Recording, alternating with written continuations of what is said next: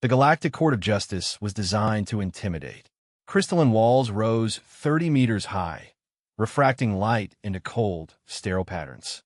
Judge Kelverax sat on his elevated platform, his four eyes gleaming with self-satisfied authority as he looked down at the human defendant. You stand accused of violating Treaty Article 7, Section 12, Kelverax announced, his voice reverberating through the chamber. Unauthorized use of restricted technology, illegal modification of a registered vessel, and most damning, theft of proprietary Zenthri navigation algorithms. How do you plead? David Okonkwo stood in the defendant's circle, hands clasped behind his back. No lawyer, no witnesses, just a human engineer who'd saved 73 lives and gotten arrested for it. Not guilty, Your Honor. The courtroom erupted in chittering laughter from the Zenthri delegation. Their lead prosecutor, a sleek insectoid named Thes6, clicked his mandibles with pleasure. A human claims innocence when we have recorded evidence, Thes6 said. How predictably delusional. Judge Kelverax raised one clawed hand for silence. The evidence is clear, human.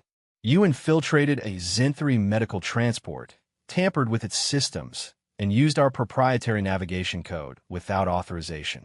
The penalty for technology theft is 20 cycles in detention. Do you have anything to say before I render judgment? David looked up at the judge, his expression calm. May I present my defense? This should be amusing, Kelverax said, settling back on his platform. Proceed. Briefly. The Zenthri medical transport you mentioned was carrying 73 refugees, men, women, and children from the outer colonies. Their navigation system failed 3 light years from any jump gate. They sent a distress signal. Irrelevant, Thes6 interjected. Zenthri vessels are for Zenthri use only. I was the only ship in range, David continued, his voice cutting through the interruption.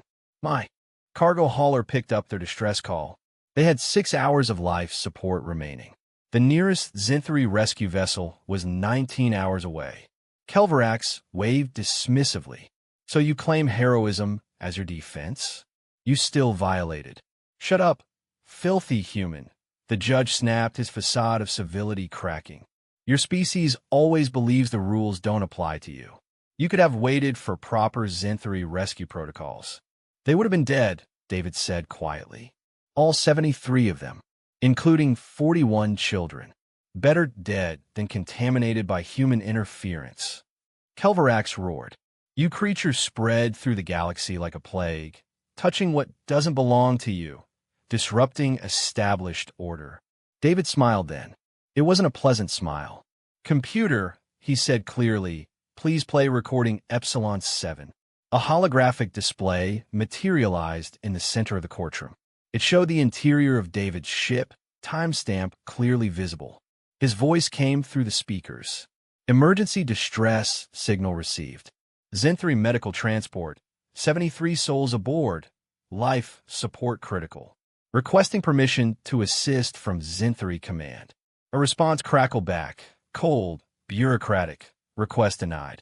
Unauthorized species may not access Zenthri vessels. Maintain distance. Official rescue will arrive in 19 hours. David's voice again. They don't have 19 hours. They have 6. I'm moving to intercept. The Zenthri response. You are warned. Any interference will be prosecuted to the fullest extent of galactic law. Zenthri command out.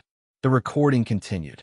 It showed David docking with the dying transport, using his engineering skills to bypass the lock systems, rerouting power, stabilizing life support, and manually calculating a jump using mathematical principles. Not stolen code, but fundamental physics that belong to no one species.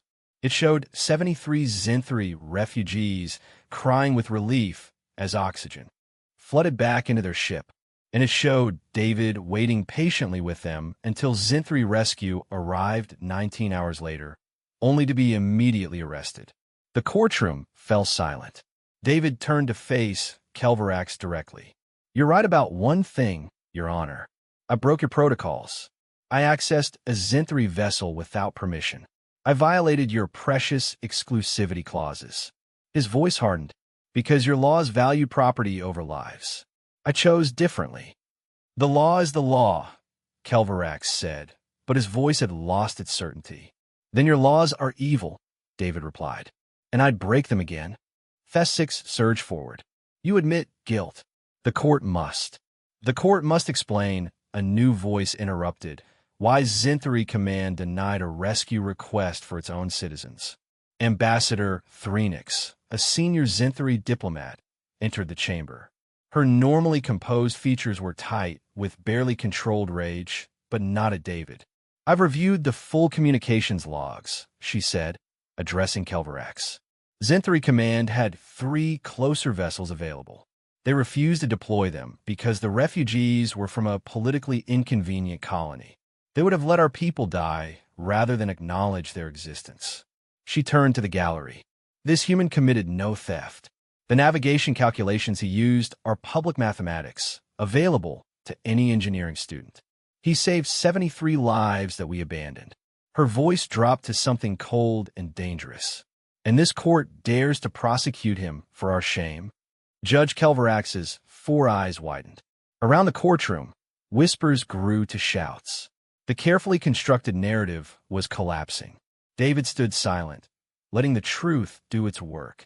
Kelverax looked down at the human, and for the first time, saw past his own prejudice to the reality before him. This wasn't a thief. It was a mirror, reflecting back the ugliness of laws that valued procedure over compassion. Case dismissed, Kelverax said quietly. Then, even more quietly, the court apologizes. David nodded once and walked out of the chamber.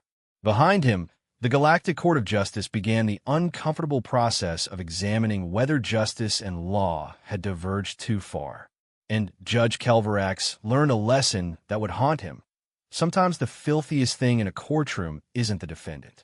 It's the prejudice on the bench.